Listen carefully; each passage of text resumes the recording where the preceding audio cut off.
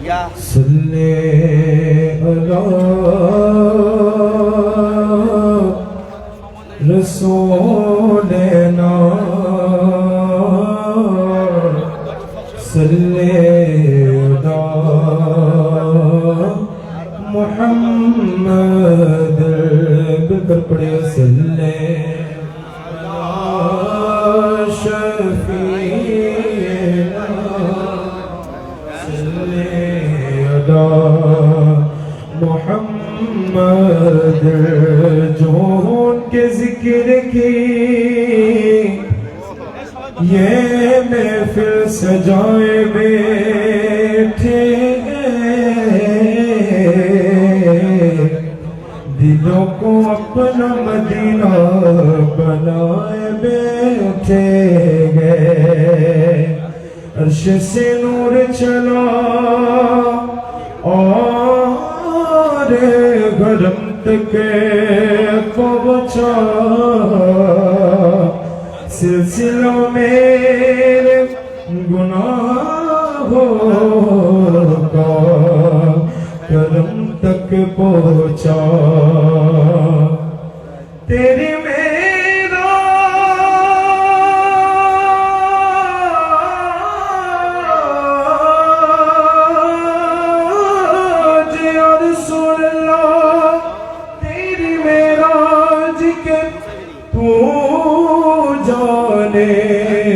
کہاں تک پہنچا میری معراج کے میں تیرے قدم تک پہنچا بڑے صلی رسولنا صلی علی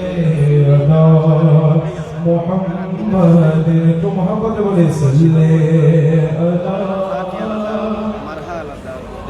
لینا صلی علی محمد کہ معراج میں جبریل سے کہنے لگی شاہ امم تم نے دیکھی ہے جہاں بتلاؤ تو کیسے ہے ہو معراج میں جبریل سے کہنے لگی شاہ امم تم نے دیکھی ہے جہاں بتلاؤ تو کیسے ہے ہو تو کہنے لگی روح الامین تیری قسم میری جبی کہ تو شاہ خوبا تو جانے جانا تو شاہ خوبا تو جانے جانا ہے چہرہ ام الکتاب تیرا بولو تو شاہ خوبا تو جانے جانا ہے چہرہ ام الکتاب تیرا نہ بن سکی ہے نہ بن سکے گا اللہ نہ بن سکی ہے نہ بن سکے گا مثال تیری جواب تیرا کوثر بھی انہی کی ہے جنت بھی انہی کی ہے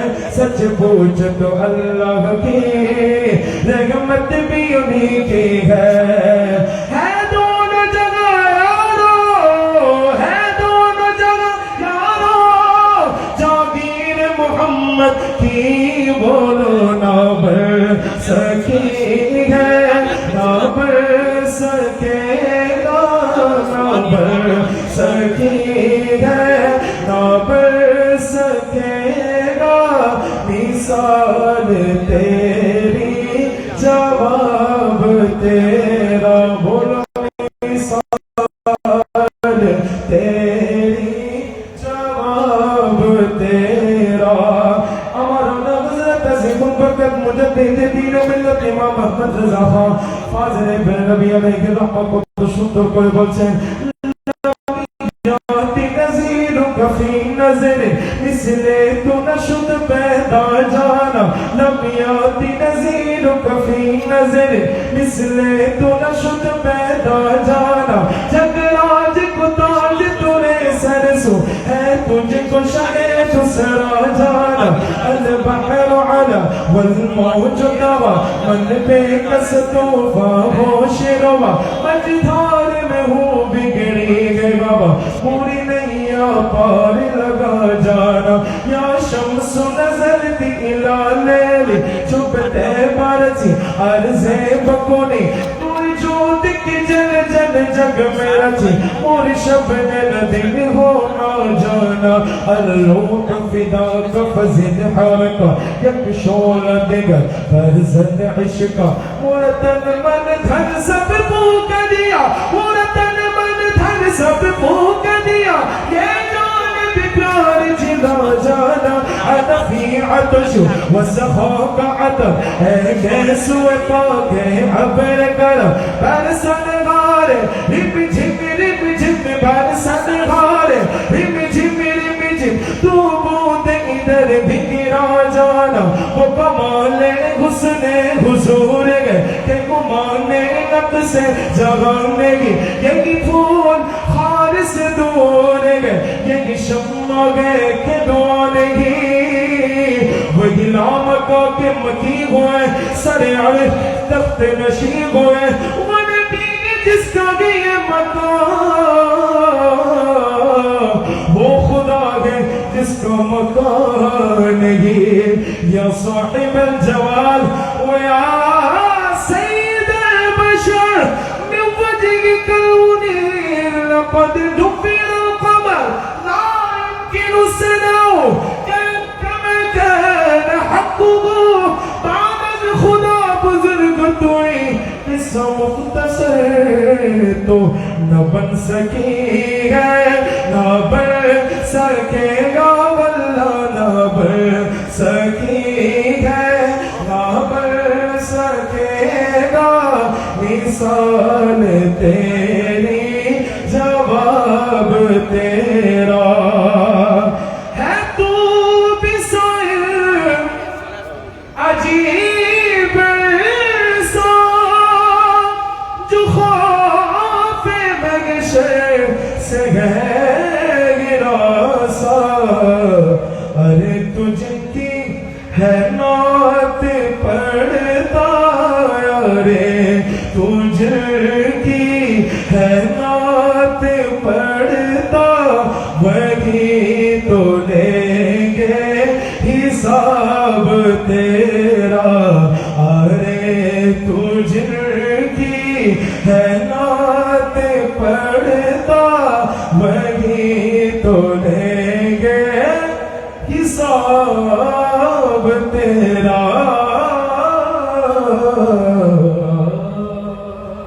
السلام علیکم ورحمۃ اللہ وبرکاتہ মারহাবা মাশাআল্লাহ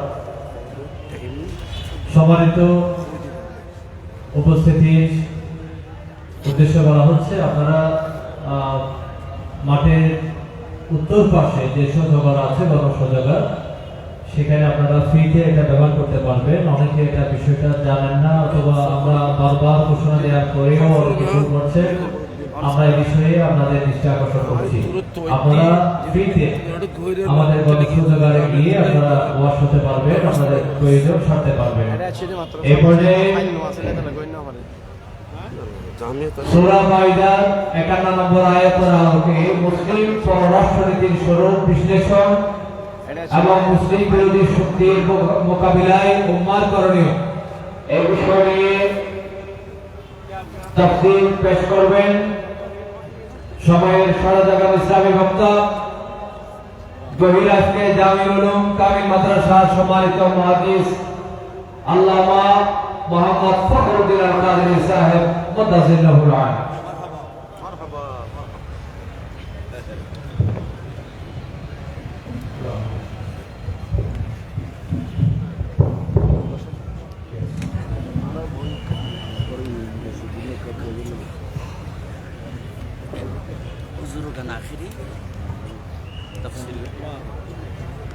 السلام عليكم ورحمة الله وبركاته.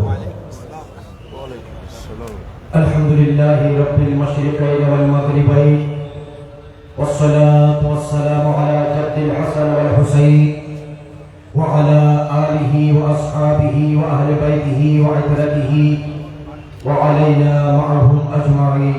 أما بعد، فقد قال الله تبارك وتعالى في القرآن المجيد والفرقان الحميد: بسم الله الرحمن الرحيم.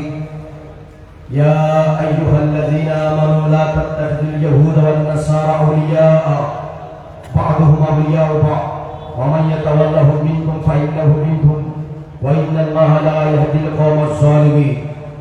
صدق الله مولانا العظيم وصدق رسوله النبي الحبيب الكريم.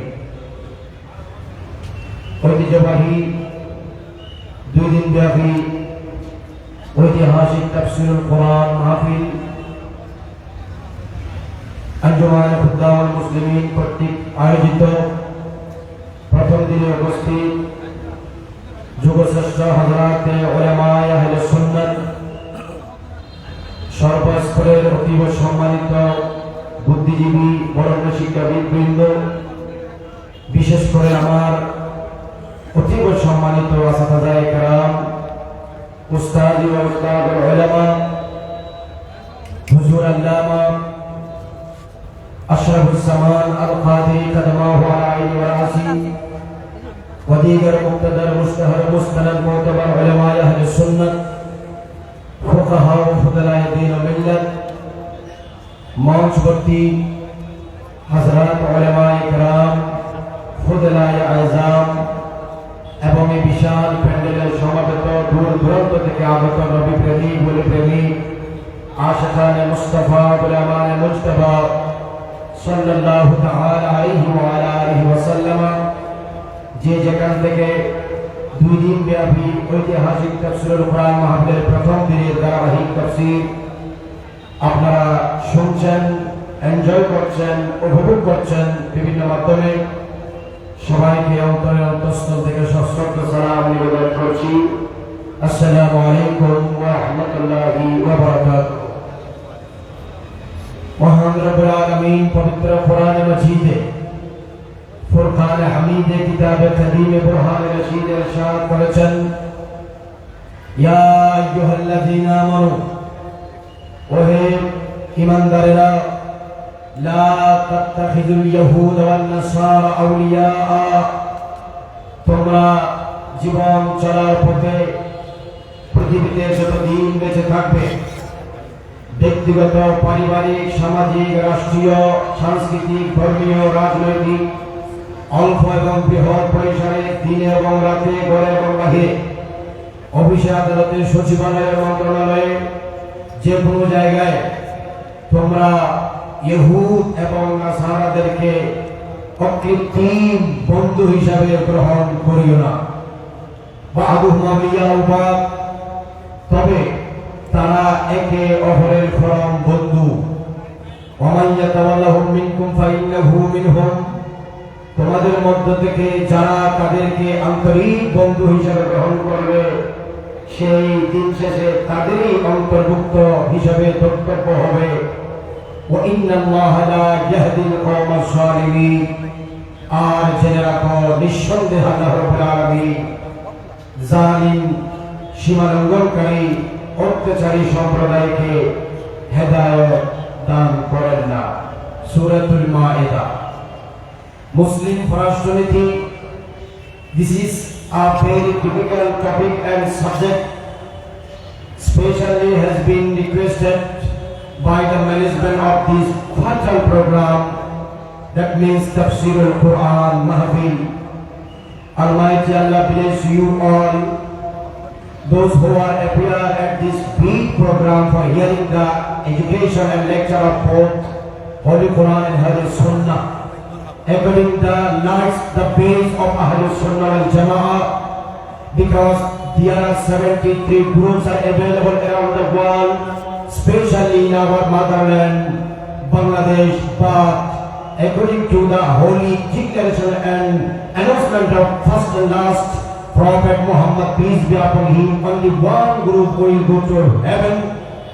This is Ahlus Sunnah wal Jama'ah. On the other side, other 72 groups, without any doubt, will go to hell, because the Prophet Muhammad declared in Holy Hadith and Almighty Allah narrated in Holy Miracle Book Quran al-Kareem, Inna hadha sirat mustaqiman fattabi'uhu.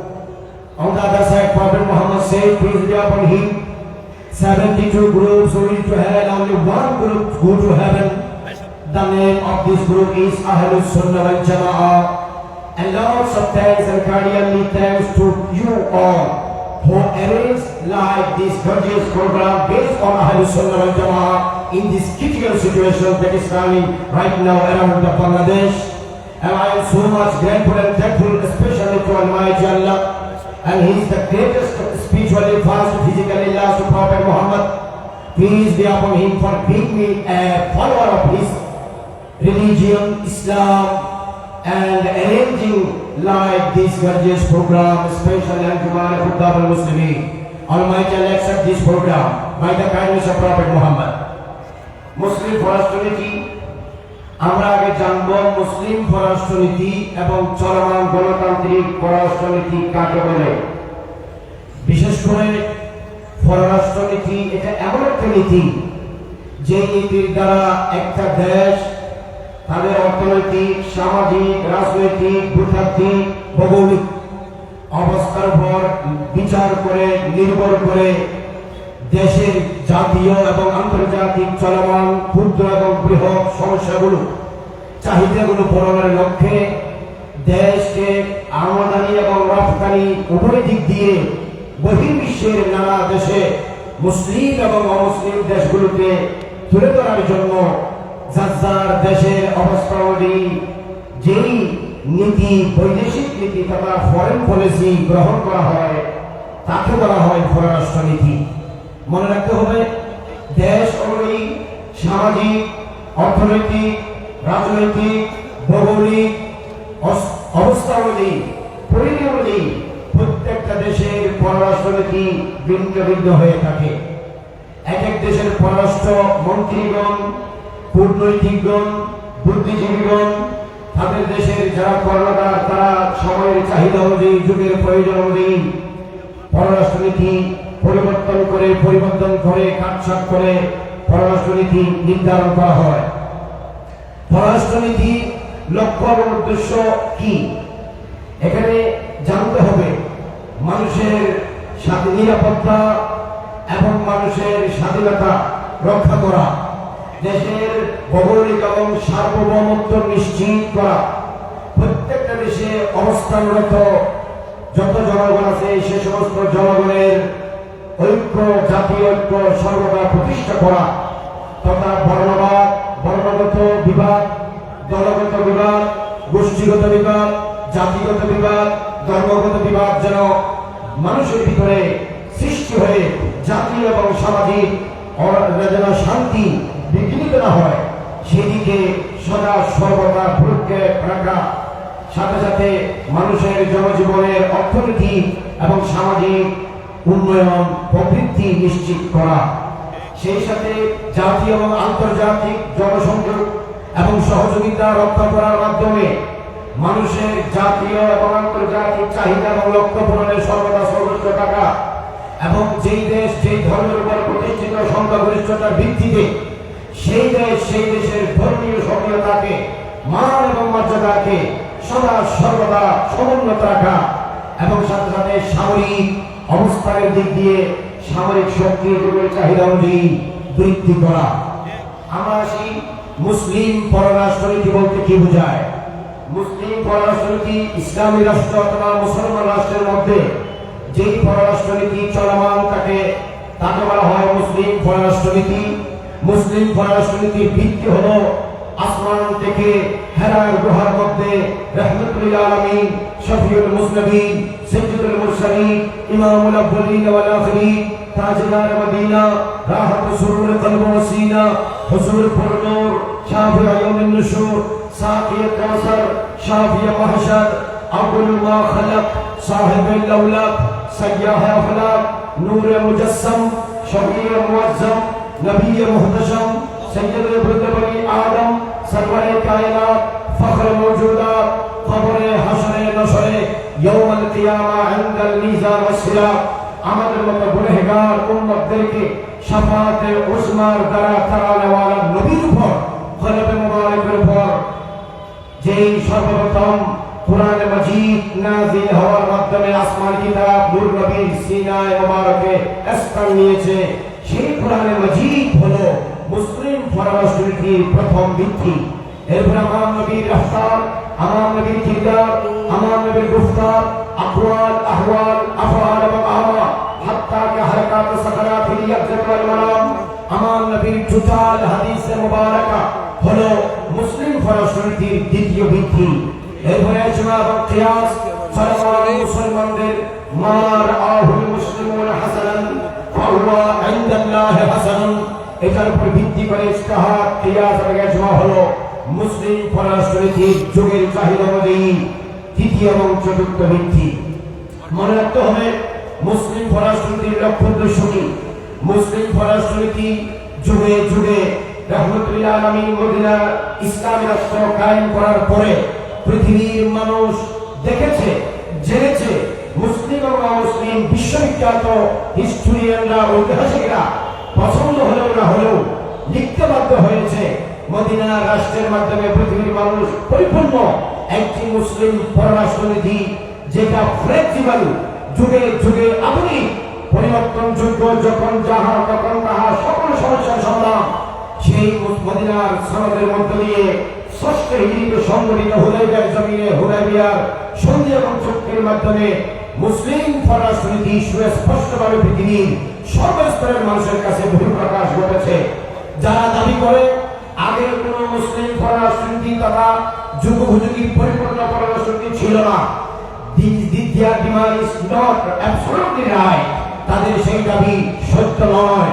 মনে রাখতে হবে মদিনার জমিনে, আসমানের নিচে, জমিনের উপরে পরিপূর্ণ ন্যায় সঙ্গত ভারসাম্যপূর্ণ একেবারে সর্বদিক দিয়ে গ্রহণযোগ্য একটি মুসলিম, শুধু মুসলিম কেন অমুসলিমরাও সেই পররাষ্ট্রনীতি তারা মুখে না বললেও সর্বদাই পররাষ্ট্রনীতি মদিনার জনাব হুদায়বিয়া সন্ধির প্রতিটা ধারা অনুচ্ছেদকে তারা অক্ষরে অক্ষরে ফলো করে, সেটা পৃথিবীর সবাই জানে। সুতরাং আমার নবী যে পররাষ্ট্রনীতি দিয়ে গিয়েছেন, মুসলিম এবং ইসলামী রাষ্ট্র হোক ও অন্যান্য রাষ্ট্র হোক, সব রাষ্ট্রে এই পররাষ্ট্রনীতি চলমান। কিন্তু দুর্ভাগ্যের বিষয় আমাদের দেশগুলো হয়তো সেগুলা ফলো করে না। আপনি হুদায়বিয়ার সন্ধি খুলে দেখেন, ওখানে যখন শর্ত দেওয়া হয়েছিল মক্কা শরীফ থেকে কেউ যদি মদিনা শরীফে যায় তাকে মদিনার মানুষ ফেরত দিতে বাধ্য থাকিবে, মদিনার কোন মানুষ যদি মক্কা শরীফে আসে মক্কার মানুষেরা তাকে রিটার্ন করতে বাধ্য থাকিবে না। এই সমস্ত চুক্তি থাকার কারণে ক্ষণিকের জন্য কিছু সাহাবায়ে কেরাম মনোক্ষুণ্ণ হলেও দিন শেষে দেখা যায় আসলে এই চুক্তি মুসলমানদের বিজয়ের জন্য সবচেয়ে বড় সহায়ক হয়েছিল। আমার নবী বলেছেন মদিনাতে না আসলে না আসা অসুবিধা কি, শোনো সে মক্কা থেকে অন্য রাষ্ট্রে তো যেতে পারবে, সে তো মক্কার কুরাইশদের নির্মম নির্যাতন অত্যাচার থেকে সে মুক্তি পাবে, অন্য রাষ্ট্র হয়ে সে মদিনায় আসার সুযোগ পাবে। এভাবে মদিনার মানুষেরা মক্কা শরীফে, মক্কার মানুষেরা মদিনা শরীফে তথা এক রাষ্ট্রের মানুষ আরেক রাষ্ট্রে আসা যাওয়ার অবাধ সুযোগ লাভ করবে। এক গোত্র আর গোত্রের সাথে অর্থনৈতিক, রাজনৈতিক, সামাজিক চুক্তিতে আবদ্ধ হতে পারবে। এর দ্বারা মদিনার আউস, খাজরাজ, আবু বকর, ওমর, আউফ এবং নাজ্জার, জুশাম যত গোত্র আছে সব গোত্র আগে কুরাইশদের অত্যাচারের ভয়ে মুসলমানদের সাথে কাজ কারবার লেনদেন করতে ভয় পেলেও যখন 10 বছরের নিরাপত্তা চুক্তি সংগঠিত হলো, অবাধে কাফেররা মুসলমানদের কাছে আসার সুযোগ পেয়েছে, মুসলমানরা কাফেরদের কাছে যাওয়ার সুযোগ পেয়েছে, যার কারণে দৈনিক, সামাজিক, সাপ্তাহিক, রাষ্ট্রীয়, আন্তর্জাতিক কাজের ফাঁকে ফাঁকে মদিনার সর্বোচ্চ ইসলামিক স্কলাররা, নবী সাহাবারা ধীরে ধীরে ইসলামের দাওয়াত, তাবলীগ, ইরশাদ বিশ্বের বিভিন্ন রাষ্ট্রে দিতে উপস্থাপন করতে সক্ষম হয়েছে। এটা আমার নবীর কূটনৈতিক বুদ্ধির কারণে। as a father, as a as a father, as a leader, as architecture, as a advocate, as a ruler, as a scientist, as a messenger, as a prophet, as an apostle, as a governor, as a ruler, as an architecture, as a president, there is no security, similarity and equality of anyone in the history of universes to our Prophet Muhammad.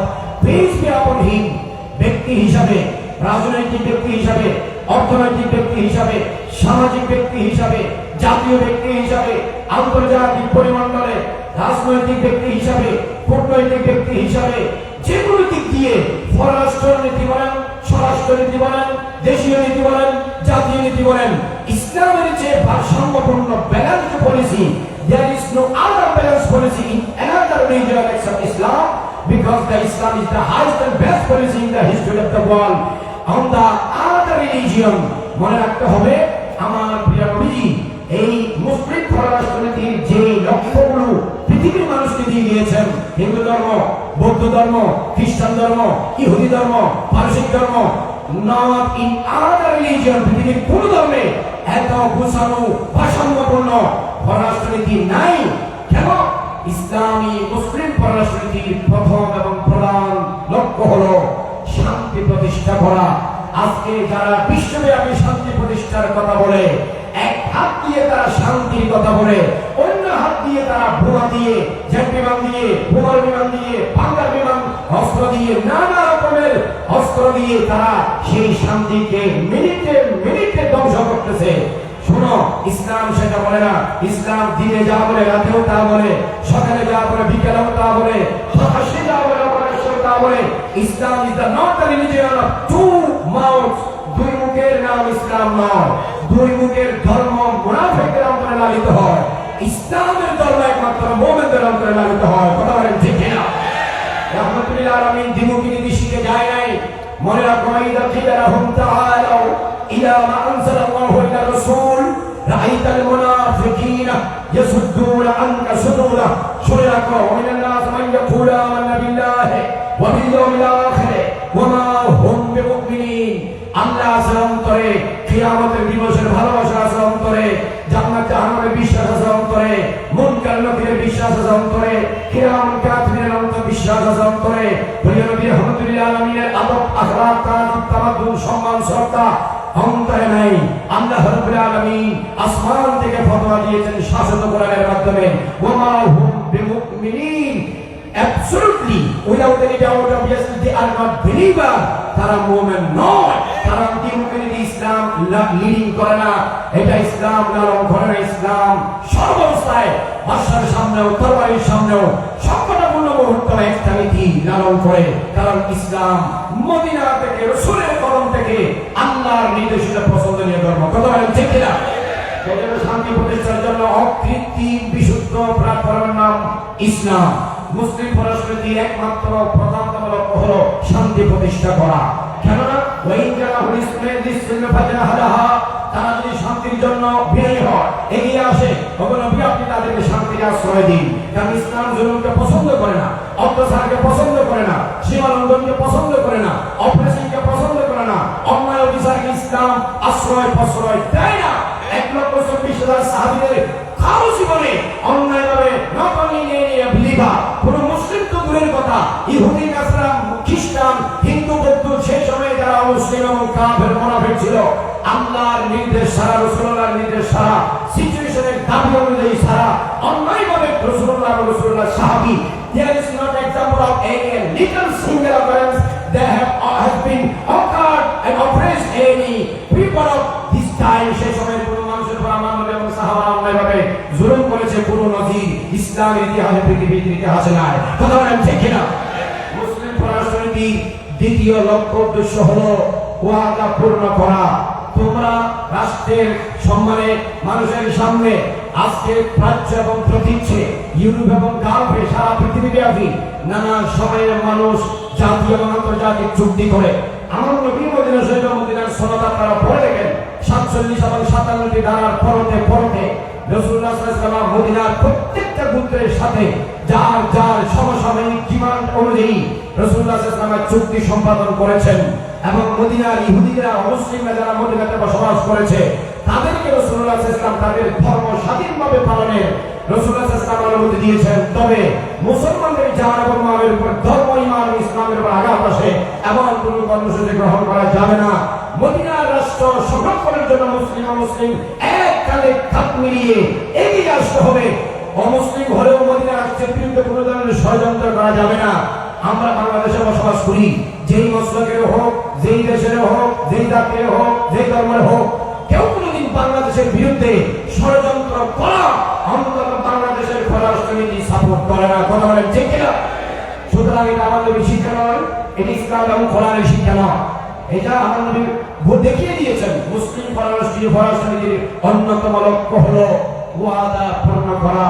ইয়া আইয়ুহাল্লাযীনা আমানু আউফু বিল উকুদ, হে ঈমানদারেরা ব্যক্তিগতভাবে, সামাজিকভাবে, দেশীয়ভাবে, জাতীয়ভাবে, গোত্রীয়ভাবে যেই যেখানে যেভাবে চুক্তিবদ্ধ হও তোমরা তোমাদের চুক্তি রক্ষা করবে, কারণ চুক্তি ভঙ্গ করা মুসলমানদের নিয়ম নীতির মধ্যে পড়ে না। ইসলামী মুসলিম পররাষ্ট্রনীতির তৃতীয় লক্ষ্য হলো ন্যায় বিচার এবং মানবতা প্রতিষ্ঠা করা। আমার নবীর চেয়ে মানবিক ব্যক্তি পৃথিবীতে আর কেউ নাই। সেই সময়ের ইহুদিরা, খ্রিস্টানেরা, নাসারারা, বৌদ্ধরা সব পর্যন্ত আমার নবীর রহমতুল্লিল আলামিনের রহমতের চাদরে এসে সর্ব অবস্থায় সমানতালে নিরাপত্তার সাথে স্থান লাভ করেছে। ইতিহাস সাক্ষ্য, কোরআন হাদিস দীপ্তমান জ্বলন্ত দৃষ্টান্ত হয়ে মানুষের সামনে দ্বীপহরের সূর্যের মতো প্রজ্বলিত রয়েছে। দেখেন, রহমতুল্লিল আলামিনের কাছে যখন যে এসেছেন আমান চেয়েছেন, আমার নবী আমান দিয়েছেন। কারণ ইসলামের প্রধানতম শিক্ষা হলো ইয়া আইয়ুহাল্লাযীনা আমানু দুখুলু ফিস-সিলমি কাফা, তোমরা শান্তির সুশীতল সীমানার মধ্যে পরিপূর্ণভাবে প্রবেশ করে ফেলো, কারণ ইসলাম শান্তির ধর্ম। আজকে এক শ্রেণীর মিডিয়া বুদ্ধিজীবী ইসলাম এবং মুসলমানদেরকে সন্ত্রাসী হিসেবে প্রেজেন্ট করতে চায়। There is no opportunity to present any kind of Muslim people on the side of one as a terrorist, because any Muslim is not terrorist. Absolutely, মুসলমানরা কোনোদিন সন্ত্রাসী হতে পারে না। সন্ত্রাসীরা মুসলমানের লেবাস পরে সন্ত্রাসী কর্মকাণ্ড ঘটিয়ে সারা বিশ্বের মুসলমানের বদনাম করছে। কথা বলেন ঠিক না? কোনোদিন মুসল্লি মসজিদে জুতা চুরি করতে যায় না, আল্লাহ করে কেউ জুতা চুরি করতে যায় না। জুতা চুরি নাই, মুসল্লি এসে মসজিদে জুতা চুরি করার জন্য যায়। কথা বলেন ঠিক কিনা? এই জন্য মুসলিম পররাষ্ট্রনীতির অন্যতম লক্ষ্য হলো ন্যায় বিচার এবং মানবতা প্রতিষ্ঠা করা। আজকে ফিলিস্তিনের প্রতিটা মানুষের উপর, ঘরে ঘরে, গুত্রে এলাকায় শিশুদের উপর হাজার হাজার শিশু নির্মম নির্যাতন ভাবে তারা জীবন শুরু করার আগে জীবন শেষ করে দিয়েছে। এটা কেমন মানবতা? এটা কেমন হিউম্যানিটি? এই মানবতা না হিন্দু ধর্মে আছে, না বৌদ্ধ ধর্মে আছে, না খ্রিস্টান ধর্মে আছে, না ইহুদি ধর্মে আছে, না পারসিক ধর্মে আছে। কিতাবে আছে একরকম, তোমাদের আমাদের আচরণে আছে একরকম। মুসলমানদের ইসলাম ধর্মে এমন নীতি শিক্ষা মুসলমানদের নবী শিক্ষা দিয়ে যায় নাই। এটা ইসলাম এবং মুসলিম পররাষ্ট্রনীতির মধ্যে পড়ে না। এরপরে মনে রাখতে হবে, মুসলিম পররাষ্ট্রনীতির অন্যতম লক্ষ্য হলো দাওয়াত দেওয়া, মানুষের কাছে আমর বিল মারুফ নাহি আনিল মুনকার। আল্লাহ রাব্বুল আলামিন এইজন্য পবিত্র কোরআন মাজিদে ইরশাদ করেছেন, কুনতুম খায়রা উম্মাহ উখরিজাত লিন-নাস তা'মুরুনা বিল মারুফ ওয়া তানহাউনা আনিল মুনকার। তোমরা, আমি আল্লাহ রাব্বুল আলামিন উত্তম জাতি হিসাবে মানুষের জন্য তোমাদেরকে জমিনে আমি বিস্তৃত করার সুযোগ করে দিয়েছি। তোমাদের প্রধানতম দুইটি দায়িত্ব হলো আমর বিল মারুফ নাহি আনিল মুনকার। যখন অন্যায় দেখবে প্রতিরোধ ভাবে গড়ে উঠবে, নিষেধ করবে সামর্থ্য অনুযায়ী। আর যখন সুযোগ হয়, যে কোনো সময় সরকারের আদেশ দিবে। বাবা তার সন্তানদেরকে দিবে, স্বামী তার স্ত্রীকে দিবে, উস্তাদ তার ছাত্রদেরকে দিবে, পীর তার মুরিদদেরকে দিবে, রাষ্ট্রের প্রধান রাষ্ট্রের জনগণদেরকে দিবে। রাষ্ট্রের প্রধান, চেয়ারম্যান, মেম্বার, এমপি, মন্ত্রী, mayor, commissioner, DC, OC, SP, technical মন্ত্রী, প্রধানমন্ত্রী, স্বরাষ্ট্রমন্ত্রী, সমন্বয়ক, উপদেষ্টা, চিফ অ্যাডভাইজার, বাংলাদেশের সারা পৃথিবীর যে কোনো শ্রেণীর নেতা এবং শীর্ষস্থানীয় কর্মকর্তাবৃন্দ তাদের ঈমানী এবং নৈতিক দায়িত্ব সে যে ধর্মই লালন করুক। অমানবিক কর্মকাণ্ড পৃথিবীর কোন ধর্ম সাপোর্ট করে না। এটা মুখে বললে হবে না, কর্মে প্রতিষ্ঠাতা করে কর্মে বাস্তবায়ন করে দেখিয়ে দিতে হবে। যারা শাসক গোষ্ঠী তারা যদি শোষণ করে তাহলে পৃথিবীর মানুষেরা সাধারণ জনগণ তারাও এক সময় দিয়ে তারা জালিম হয়ে যায়। সেই জালিমদের জন্য আল্লাহ রাব্বুল আলামিন লা ইউসাল্লিতাল্লাহু সুলতানান জালিমান, জালিম শ্রেণীর মানুষের জন্য জালিম শাসকই আল্লাহ নির্ধারণ করে। শাসক গোষ্ঠী যদি ন্যায় বিচার প্রতিষ্ঠা করতে চায় পৃথিবীর সর্বস্তরে ন্যায় বিচার প্রতিষ্ঠা হবে। শুধু মাইকের সামনে ন্যায় বিচারের কথা বললে হবে না, প্রতিটা জায়গায় ন্যায় বিচার প্রতিষ্ঠা করার সব উদ্দেশ্য থাকতে হবে। উদ্দেশ্য অনুযায়ী বাস্তবায়ন করে দেখিয়ে দিতে হবে। কথা বলেন ঠিক কিনা? ইসলাম মুসলিম পরাশরীতির অন্যতম লক্ষ্য হলো ন্যায় বিচার এবং মানবতা প্রতিষ্ঠা করা। পৃথিবীর ইতিহাসে যদি শ্রেষ্ঠ কোনো মানবিক ব্যক্তি সর্বকালের সর্বযুগের সর্বদিক দিয়ে সর্বশ্রেষ্ঠ মহান আমার আপনার প্রিয় নবী রাহমাতুল লিল আলামিন, ওনার মতো মহামানব মানবিক দরদি মানুষ না পৃথিবীর ইতিহাসে আগে জন্ম দিয়েছে না কিয়ামত পর্যন্ত জন্ম হবে। ওয়া আজমাল মিন কালাম কালিদিন নিসাও, পৃথিবীর কোনো মা এমন সন্তান ধারণ করতে পারেনি।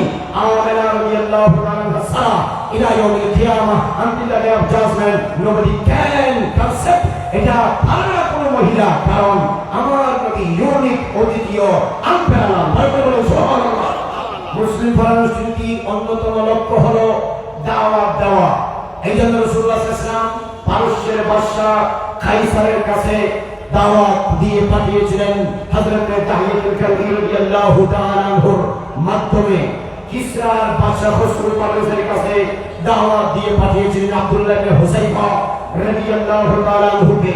উনি যখন কিসরার বাদশার কাছে মহানবীর চিঠি যখন অর্পণ করলেন, অহংকার এবং দাম্ভিকতার সাথে তিনি বললেন, এই মানুষকে আমি মানব, আমি কিভাবে ওনাকে মানব? মক্কার মরুভূমি সাধারণ একজন মানুষকে মহা পরাশক্তি ওয়ালা বাদশা খসরু পারভেজ পারস্যের বাদশা কখনো মানতে পারে না। অহংকার দেখি আমার নবীর চিঠিকে ছিঁড়ে ফেলেছেন, টুকরা টুকরা করে ফেলেছেন। দূত মারফত আমার নূর নবীর কর্ণ মুবারকে খবর যখন আসলো, আমার নবী বলেছেন আল্লাহ মুমাজ্জিকুহু কুল্লা মুমাজ্জাকিন, আমার চিঠি যেভাবে টুকরা টুকরা করে দেওয়া হয়েছে, কিসরা পারস্যের রাজত্ব অল্প সময়ে টুকরা টুকরা হয়ে মুসলমানদের হস্তগত হয়ে যাবে। আমার নবী দোয়া করেছেন, হতে দেরি হয়নি। বলুন সুবহানাল্লাহ।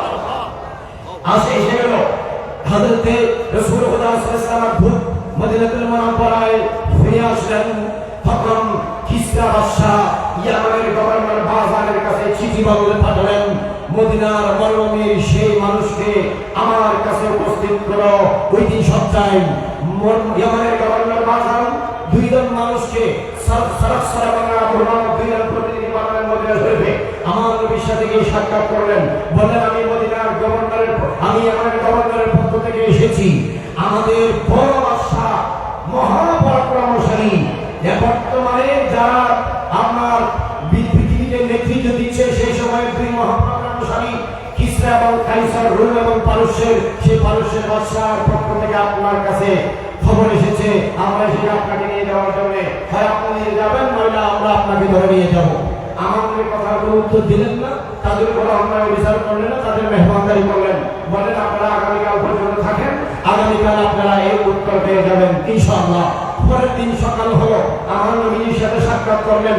আমার নবীজি বললেন, তোমরা খবর নিয়ে দেখো, রাত্রে খসরু পারভেজের ছেলে রশিদুল্লাহ তার বাবাকে হত্যা করে সিংহাসনে বসে গেছে। সুবহানাল্লাহ। এরা বিশ্বাস করে নাই প্রথমে।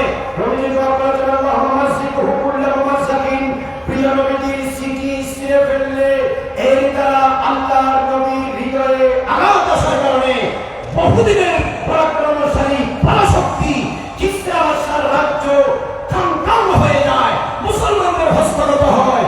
শুনে রাখো বাংলাদেশের মানুষ, আমার নবীর সামনে যদি কেউ বেয়াদবি করে তাদের হাজার বছরের সাজানো রাজ্য মুহূর্তের মধ্যে ছিঁড়ে কাঙ্কাল হয়ে যাবে। কথা বলেন ঠিক না? তোমরা বহু দেখেছ, ভাত দেখনি। ওয়ালাউ আ'জাবাতকা কাসরাতুল খাবিস, এক লাখ কেন, 20 লাখ কেন, 30 লক্ষ কেন, 50 লক্ষ কেন? আমি আর বলি 5 কোটি 100 কোটি হোক, দিস ইজ নট প্রবলেম। এটা কোনো সমস্যা নয়। ঈমান বেশি মানুষের ভিতরে নয়, ঈমান নবীর গোলামদের আশেকদের কলবের ভিতরে। কথা বলেন ঠিক না? বিয়াদবি করে বেশি দিন টিকে থাকা যায় না, আদবের মাধ্যমে বহুদিন টিকে থাকা যায়। বিয়াদবির কারণে কাছের মানুষ দূরে চলে যায়, আদবের কারণে পৃথিবীর ওই প্রান্তের মানুষ নূর নবীর কদমে স্থান পায়। কথা বলেন ঠিক না? সুতরাং আল আদবু খায়রুম মিনাজ যাহাবি ওয়াল ফিদ্দা। আমাদের স্বর্ণ এবং রৌপ্য থেকে আদব মহামূল্যবান সম্পদ। এই জন্য রাসূলুল্লাহ সাল্লাল্লাহু আলাইহি ওয়াসাল্লাম সব সময় সাহাবীদেরকে শিক্ষাই দিয়েছেন, মদিনার ইসলাম যদি প্রচার করার সত্যিকারের সৎ উদ্দেশ্য থাকে, তাহলে ওই আদর্শ প্রচার করো যে আদর্শ সিদ্দিক আকবর দেখিয়েছেন, যে আদর্শ ওমর ফারুক শিখিয়েছেন, যে আদর্শ উসমান গনি দেখিয়েছেন। হায়দারে কারবার, বাবু ফাতিহ খাইবার, আসাদুল্লাহি গালিব, ইমামুল মাশারিক ওয়াল মাগারিব, হাল্লালুল মুশকিলাত ওয়ান নওয়াইব, দাফারুল মুদলাত ওয়াল মাসাইব, আখির রাসূল, জাওজুল বাতুল, মাওলায়ে কুল্লি মুমিনিন ওয়া মুমিনাতিন। হায়দারে কারবার, ফাতিহ খাইবার, বাবু উলুম মদিনাতির রাসূল, আবুল হাসনাইন কারীমাইন, মাওলা আলী শের খুদা কারামাল্লাহু ওয়াজহুল কারীম রাদিয়াল্লাহু তাআলা আনহু, যে শিক্ষা পৃথিবীবাসীকে দিয়েছেন, সেই শিক্ষা তাফসীরুল কোরআন, তাফসীরুল কোরআন থেকে না ইসলামী দর্শন থেকে প্রচার করা ইসলামের দাবি, কোরআনের দাবি। Absolutely this is demand of holy Quran, demand of holy hadith, demand of ইজমা, ডিমান্ড অফ কিয়াস, demand of all Muslims. They live the absolute pure and sure education of Islam that has been sought and delivered from holy Makkah and Medina on the hand of, on the stage of Prophet Muhammad, peace be upon him. কথা বলেন ঠিক না? মুসলিম ফরাসি অন্যতম শিক্ষা হলো অমুসলিমদের কাছে দাওয়াত পৌঁছানো। মুসলমানের কাছে কিসের দাওয়াত দিয়ে আসো? 10 দিন, 20 দিন, 30 দিন, 40 দিন, 1 ঘন্টা, 1 সপ্তাহ। ইয়া আইয়ুহার রাসূল বাল্লিগ মা উনজিলা ইলাইকা মির রাব্বিক। হে নবী, আপনার কাছে যা নাযিল করা হয়েছে আপনি তা প্রচার করুন। কুম ফানজির ওয়া রাব্বাকা ফাকাব্বির। তাবলীগ যদি করতে হয় ইহুদিদের কাছে করো, খ্রিস্টানদের কাছে করো, নাসারাদের কাছে করো, বৌদ্ধদের কাছে করো, অমুসলিমদের কাছে করো। কারণ মুসলিম ফরাসিদের অন্যতম ভিত্তি হলো মানুষকে দাওয়াত দেওয়া। আর আরেকটি ভিত্তি হলো, আরেকটি লক্ষ্য হলো শত্রুতার পরেও মানুষদেরকে ক্ষমা করে উদারতার পরিচয় দেওয়া, যেটা আমার নবী মক্কা বিজয়ের সময় করে দেখিয়েছেন। মুসলিম ফরাসিদের অন্যতম আরেকটি লক্ষ্য হলো এটা দেশের ভৌগোলিক সীমাতে দেশের জনগণকে রক্ষার জন্য যুদ্ধ করা, সামরিক চুক্তি করা। এখানে একটা জিনিস বলে রাখি, মুসলিম দেশ হলেও বর্তমানে যে সমস্ত মুসলিম দেশগুলো আছে, নেইবার কান্ট্রিজ গুলো আছে, প্রতিবেশী দেশগুলোর সাথে সুসম্পর্ক রাখতে হয়, রাখাটা দরকার। তবে ঈমান, আকীদা, ঐতিহ্য, সংস্কৃতি, সভ্যতা বিক্রি করে নয়। শুনে রাখো, পররাষ্ট্রনীতি হয় নতজানুর মাধ্যমে নয়, পররাষ্ট্রনীতি হয় কোরআন সুন্নাহর আলোকে বাস্তবতার আলোকে। কথা বলেন ঠিক না? নতজানু পররাষ্ট্রনীতি ইসলাম সাপোর্ট করে না। এজন্য অর্থনৈতিক চুক্তি হতে পারে, সামরিক চুক্তি হতে পারে, দেশ এবং দেশের জাতীয় বা আন্তর্জাতিক আভ্যন্তরীণ সমস্যা সমাধানের জন্য চাহিদা পূরণের লক্ষ্যে যে কোনো যুগোপযোগী চুক্তি হতে পারে। তার মানে আমার কোরআনকে বিক্রি করবে, আমার হাদিসকে বিক্রি করা হবে, সাহাবায়ে কেরামের পাঠ্যপুস্তক থেকে তুলে দেওয়া হবে, আউলিয়া কেরামের সাথে বেয়াদবি করা হবে, মাতৃভূমি বাংলাদেশের বিরুদ্ধে একেবারে উপরে কনস্পিরেসি করা হবে, শিক্ষার মেরুদণ্ডকে ধ্বংস করে দেওয়া হবে। এটা মুসলিম পররাষ্ট্রনীতি ডাবল সাপোর্ট করে না। শিক্ষা মন্ত্রণালয় কোনোদিন ইসলামের শত্রুদের হাতে থাকতে পারে না। শিক্ষা এবং শিক্ষা মন্ত্রণালয় তাদের ঐতিহ্য, সভ্যতা, সংস্কৃতি, ইতিহাস লালন পালন করে, মাথার উপর ধারণ করে, সর্বাগ্রে ঈমান এটা তারা ধারণ করে তাদের হাতে শিক্ষার দায়িত্ব দেওয়া মুসলিম পররাষ্ট্রনীতির অন্যতম নীতি। কথা বলেন ঠিক কিনা? আমি কথা বাড়াচ্ছি না, অনেক কথা আছে। আল্লাহ রাব্বুল আলামিন ঐতিহাসিক এই পৃথিবীব্যাপী রাসূল কোরআন মাহফিলের প্রথম এবং আগামীকালের দ্বিতীয় দিনের সব কর্মক্রম শুনছি কবুল করুন, কোটি কোটি বরকত দান করুন। মাঝুর উলামায়ে ইকরামের কদমে দোয়া দরখাস্ত রাখি। I am so grateful to Almighty Allah and His the greatest Prophet Muhammad, peace be upon him, and all pious and devout awliya, especially the authority and management, those who have been arranged like the gorgeous program on the base of Ahlul Sunnah wal Jama'ah for spreading like the book, Quran and Sunnah. I am again so much grateful to them. Almighty Allah bless you and accept you for Ali Rahmatullah. Assalamu alaikum wa rahmatullahi wa barakatuh. মারহাবা। মুসলিম পররাষ্ট্রনীতি স্বরূপ বিশ্লেষণ এই বিষয়ের উপরে কোরআন